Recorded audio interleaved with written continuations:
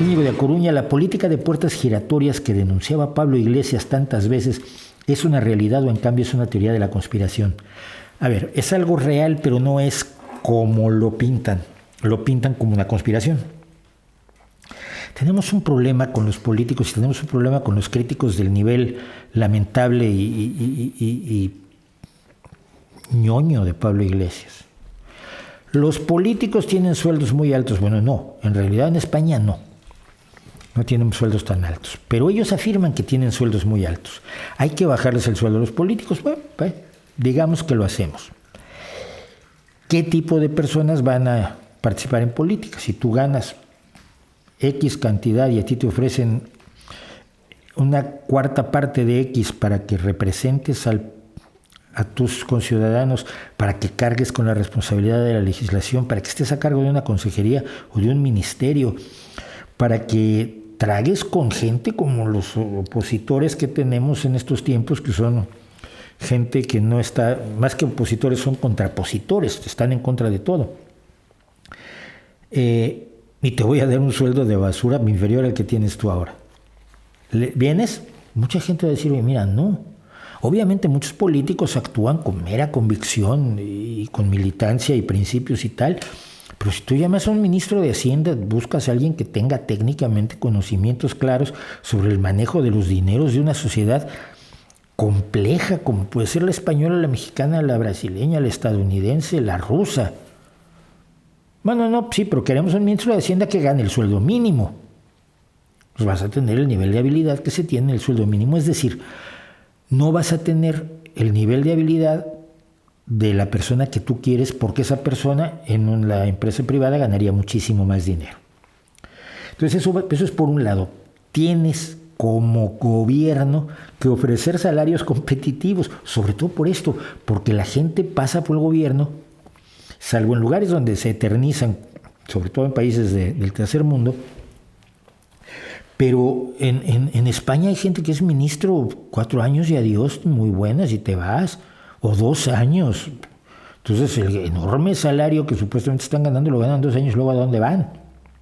Muchos pueden regresar a su trabajo. Yo tengo una amiga que es diputada regional y que está haciendo las oposiciones de magisterio para que es tener la garantía de que va a tener su puesto como profesora cuando deje de ser diputada, porque no va a ser diputada para toda la vida. No es como en México que Pablo Gómez se puede pasar 50 años de diputado. Entonces, por un lado tienes el problema de los salarios, pero luego tienes otro problema. Oiga, usted ha demostrado que sabe muchísimo de energía eléctrica. Usted ha llevado a cabo las políticas de electricidad de este país y cuando deja de ser ministro y está buscando empleo, lo queremos contratar en nuestra compañía eléctrica. Y entonces lo que dice Pablo Iglesias, no, eso son puertas giratorias, claro, sales del gobierno y entras a la empresa privada. Pues vale, entonces cuando sales del gobierno no puedes entrar a trabajar en la empresa privada. ¿Qué puede hacer? Cambiar de oficio. Cambiar de oficio de aquello que demostró que sabía, de aquello que sabía tanto que lo llamaron al gobierno precisamente porque sabía del tema, ahora tiene que hacer otra cosa. ¿Usted en qué era experto? No, yo soy experto en el laboralismo, yo soy abogado laboralista y soy ministro del Trabajo durante 4 años. Y cuando salgo de ministro del Trabajo, pues tengo que aprender a ser barista o a cultivar naranjas, porque ya no puedo ser abogado laboralista, porque si entro a una empresa como abogado laboralista va a venir Pablo Iglesias, como esos chihuahuas molestos que son 90% ladrido y 10% odio a la humanidad, y va a decirme que estoy entrando en una puerta giratoria. Entonces resulta que entrar al gobierno se convierte en una condena laboral para una persona. Cuidado, esto no quiere decir que todo sea muy limpio y muy lindo. No. Cuando te dicen que quieren que entres a trabajar a su empresa es porque quieren aprovechar no solo tu experiencia profesional, sino tus contactos políticos. Sí, evidente. Y entonces para eso existen leyes en muchos países que dicen, bueno, pero si tú fuiste ministro de Hacienda, no puedes trabajar en un banco privado o en una empresa financiera durante 2 años.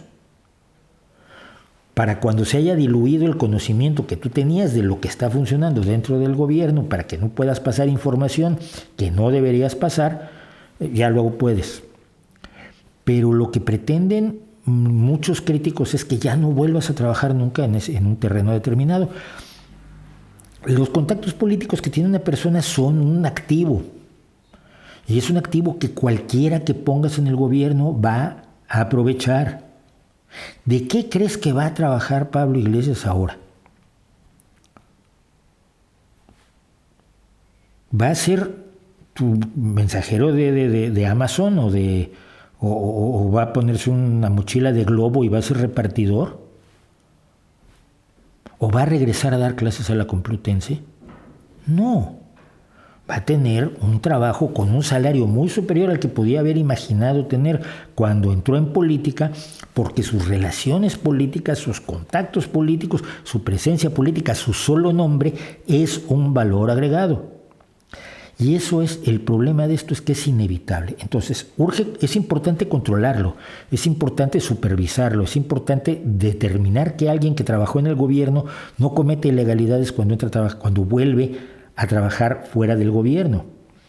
Todo esto es importante, es necesario y es parte fundamental de un ordenamiento legal razonable en un país que no quiere crear aristocracias.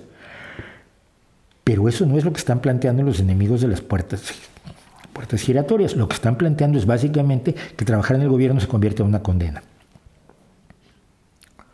Cuando saben perfectamente que ni en su caso va a ocurrir. Entonces tiene mucho más que de teoría de la conspiración, tiene de pose. Sí, la posición política es un valor económico y te va a pasar con cualquiera. Administrarlo para que no dañe al país es lo que hay que hacer. Es inevitable. Y no puedes tampoco condenar a alguien que estuvo en el gobierno al desempleo permanente, eterno, para siempre, porque no puedes trabajar en aquello en lo que eres bueno o de lo que sabes.